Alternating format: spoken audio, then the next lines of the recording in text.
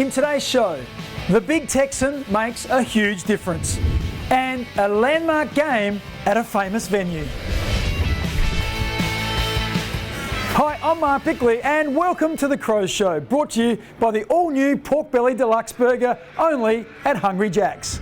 Taylor Walker has had an immediate impact on the scoreboard since returning to the game.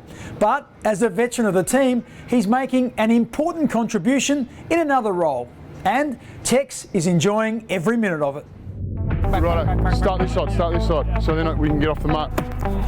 Kick, mate. Yeah, I love it. I love coming in here, and it's like I'm a bit of a dad, really, to be honest, and I come in and look after the kids and treat them like my little boys at home. So yeah, it's awesome at the moment.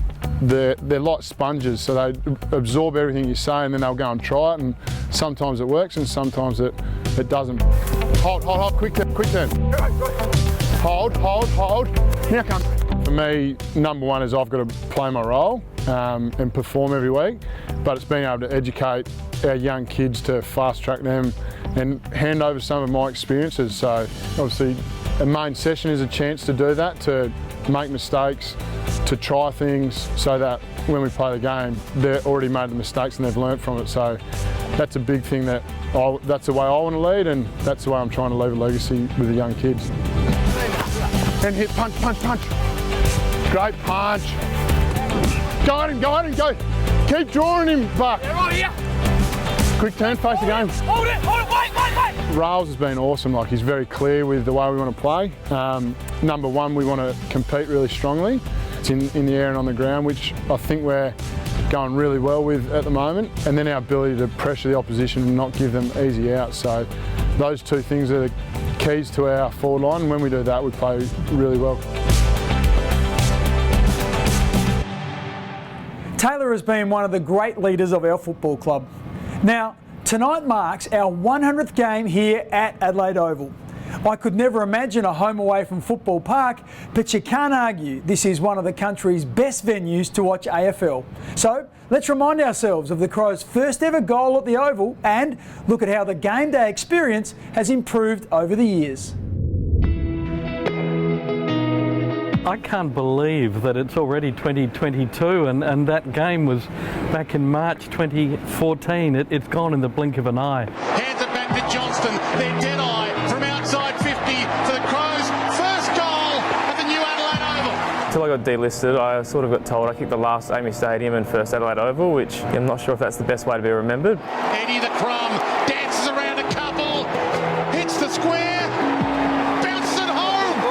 I don't think any of us expected it would be quite that loud, and now we've sort of get used to it, but Adelaide Oval has become renowned for being one of the loudest, if not the loudest venue for AFL football in Australia. Initially, when they first announced that Adelaide Oval was going to be, the new ground, people were a little bit sort of hesitant towards it, but then obviously once it all got redeveloped and the atmosphere here, it was obviously a no-brainer that it was such a great success for not only just the Crows but Port as well. I think it's been a great decision by the AFL and the SNFL in general.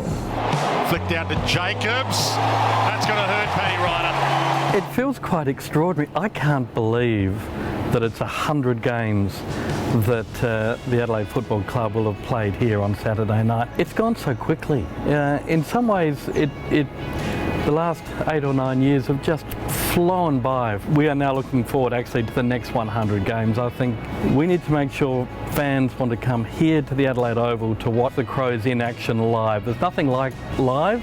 We're obviously competing against the comfy couch at home, but we want to make sure that it's such a great experience to be here with your friends and family and cheering like the Billy O and seeing the Crows win by 1 point in a showdown. There's nothing like it.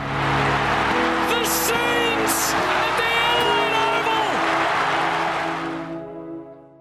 Oval! Stay with us. After the break, a young man in a hurry.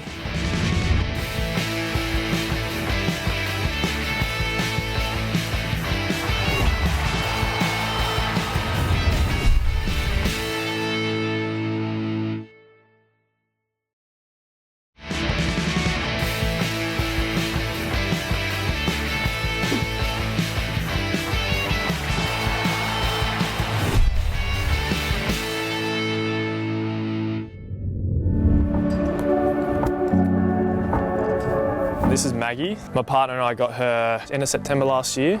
So she's about 9 months. She's obviously a purebred border collie from a farm in Victoria, and she's a good girl. She's starting to figure things out now, which is nice. But yeah, we love coming down here to Unley Oval a fair bit and running around with the other dogs.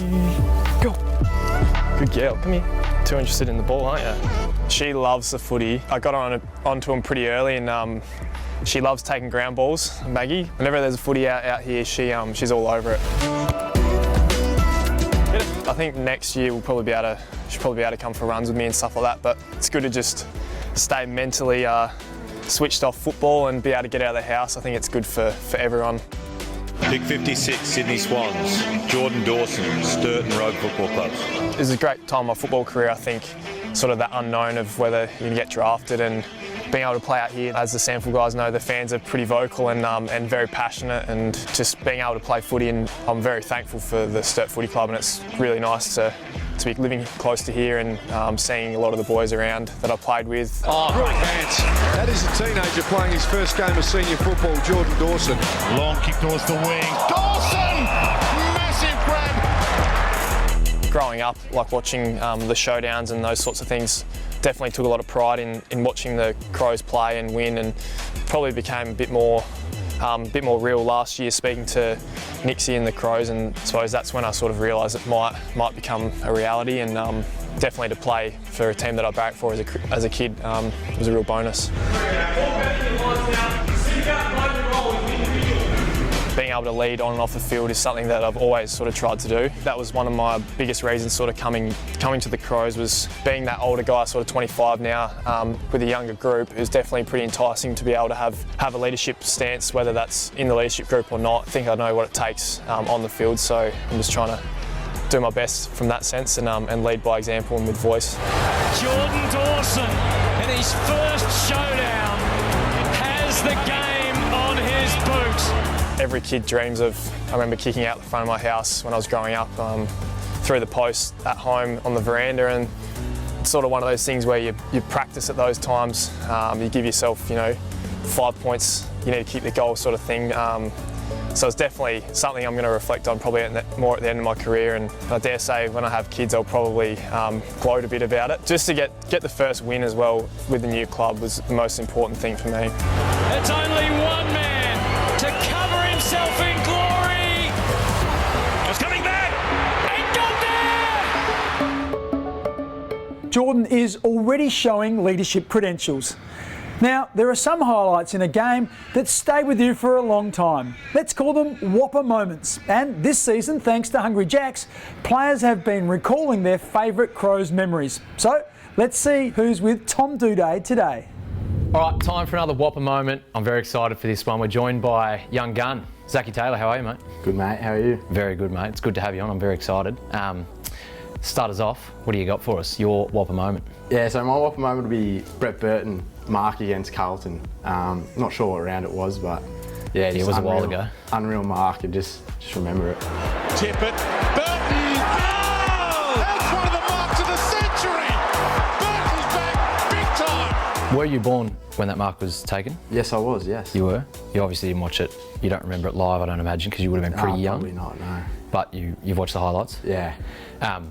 I don't remember the mark specifically, so I need you to take me through it. Brett Burton, I do know Brett pretty well, and that's probably going to hurt his soul that I don't remember the mark, but take me through it. What did you remember from it? What did you see? Yeah, so pretty much just a long kick inside 50 and under two blokes, just hops on both of their heads and just elevates up and just, grabs it. Huge. Yeah. Have you ever taken a mark like that? Yeah, but not since got drafted, but probably back in juniors. Yeah. Took a couple nice Of the same quality, you reckon? Oh, not Because that's what I'm hearing. You've taken basically a mark of the year equivalent in juniors. Nah, not at all, mate. Vertical's not there. What about in the future? Do you reckon sitting on a couple of blokes' heads in the sample maybe this year, maybe even AFL towards the end of the year? Yeah, hopefully. I might take some notes off Shane McAdam as well. Yeah, he's pretty good at them as well. Yeah, he's every chance for it. Yeah. And Brett Burton was one of your favourite players for the Crows, or just remember that mark specifically? Yeah, just remember that mark. Yeah, he was a good player as well. Good player, couldn't he? Yeah, too good. Great player. All right, thank you for joining us, mate. Thanks, Tommy. I appreciate that. You did well. Cheers. Good job. Every time you attend an Adelaide Crows home game, you could score a free Whopper from Hungry Jacks. Simply download the Hungry Jacks app for your chance to win. Now, we all know that inaccuracy is one of the nagging frustrations of our game. In a moment, it's something we'll examine more closely.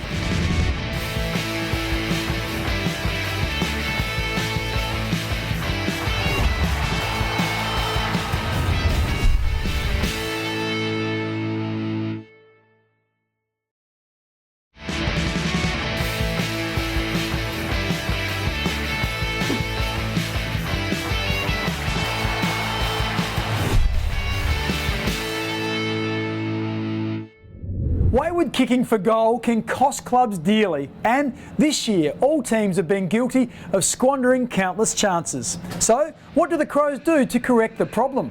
Thanks to Dr. Jones and partners, let's get a clearer picture of how the forwards deal with the pressure to straighten up.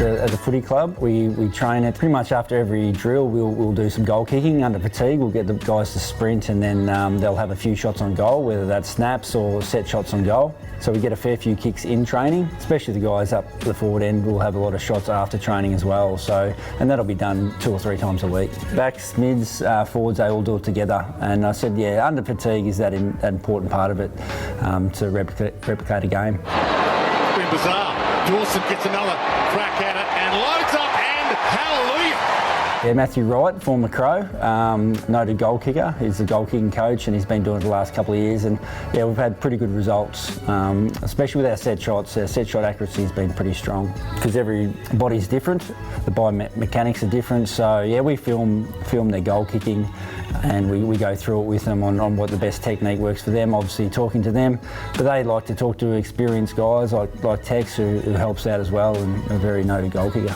Matty and myself work pretty hard on the routine. We think that is pretty important to get the right routine and what works for them. Well, first we'd probably look at where we're having our shots. With our set shots, we just continue to work on that.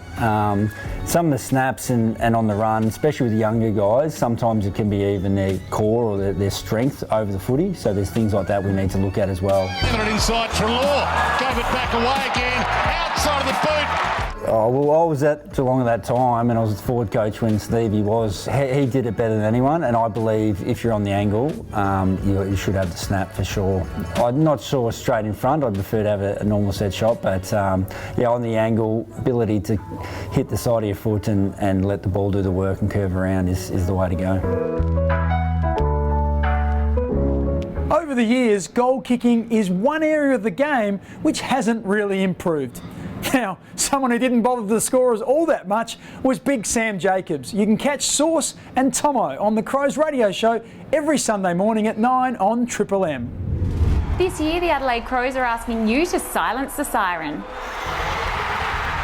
Head to ticketek.com.au to secure your seats and cheer the team as loud as you can. AFL players are skilled with the football, but just how good are they when it comes to trick shots? Thanks to the club's long-standing partnership with Toyota, we brought together 2 Crows players to have fun with some footies and a Toyota Kluger. Hey guys, Riley O'Brien here with Rory Laird. We've got a brand new Toyota Kluger behind us and we're going to do some trick shots. We're going to do some handballs through the back window to each other. We're going to kick one into the boot and we're going to do one through the sunroof as well. Don't punch it too hard, you smack the car. Yeah. I'll get it. Oh, oh, there we go, pedal. That's easy. There we go.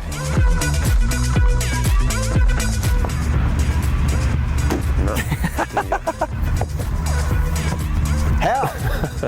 That should have gone in. Ready? Hey!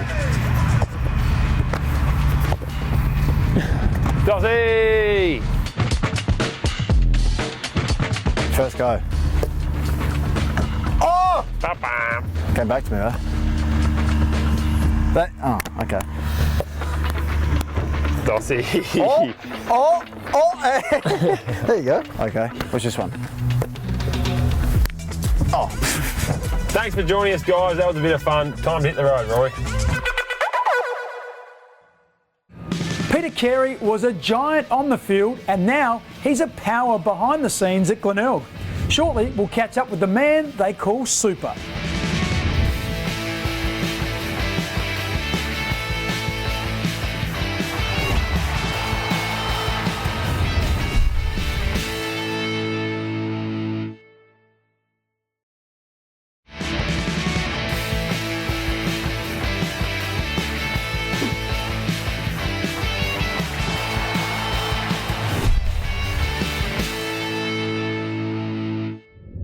Welcome back. After Peter Carey played in the last of his 3 premierships with Glenelg, the club had to wait another 33 years for its next flag. But the past 4 years they've been at or near the top of the SANFL competition. Peter, who's now president, has helped lead the resurgence together with his close mate and former president Nick Chigwidden. Thanks to Bendigo Bank, let's look at how they turned the Tigers around.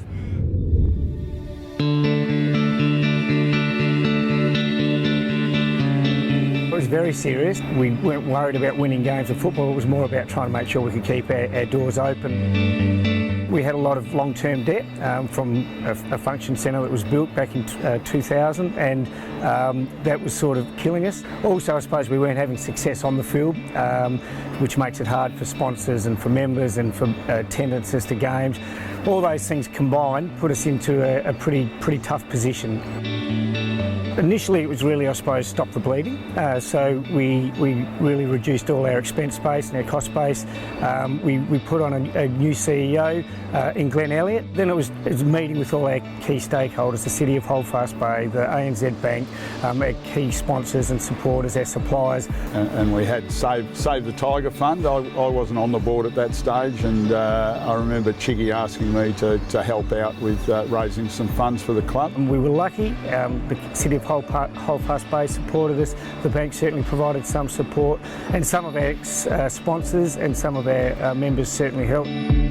Without what they put in to support us through that period, I think Glenelg would have shut down. Kicks out wide, and Siren is there, and for the first time in 33 years, the Tigers are kings of the SANFL jungle. It was amazing. It was probably a relief. You know, Glenelg hasn't been great at winning premierships over the years, and yeah, we're lucky enough. Mark Stone came and coached us in 2018. He turned the club around. We became a professional side on the field, and beating Port in the grand final, you know, I think was as good for me as probably winning the premierships that I played in. Well, a lot of people were crying, that's for sure. But to me, it was just looking around the crowd and just to see the enjoyment. And it's been 33 years, so to experience that there and against Port Adelaide probably makes it even better as well.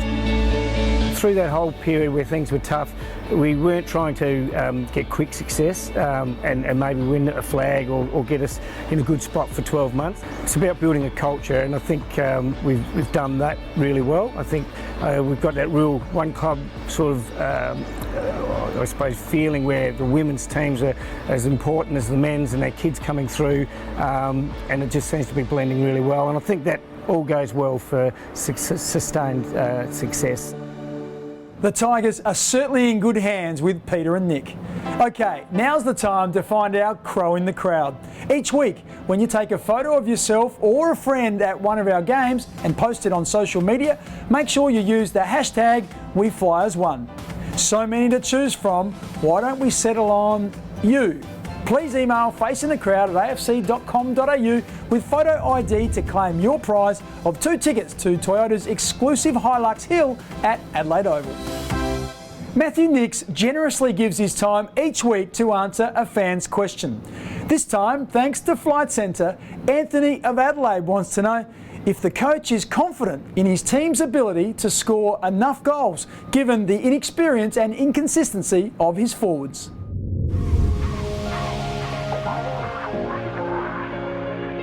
Anthony, thanks for the question. Yeah, you make a point. It is, when you have a young forward line, it can often be inconsistent, but what we are looking for from those forwards is really a contest ahead of the ball. I think what we've shown, if we are able to get that ball on the ground, we've got some fantastic young forwards that will get in there and crumb and find the goals. So it's not only that, it's also part of our ball movement around the rest of the ground, whether we can give the opportunities to go in, get shoulders out and be able to deliver inside 50. But definitely one of our challenges this season. I know the boys are up to it. That just about wraps up the Crows Show for today. Don't forget to keep an eye on @TheCrows on Twitter for all the latest news, and check out the club's social media accounts, Facebook, Twitter and Instagram. Thanks for your company. I look forward to joining you again next weekend. Bye for now. This program was proudly brought to you by the new Pork Belly Deluxe Burger, only at Hungry Jack's.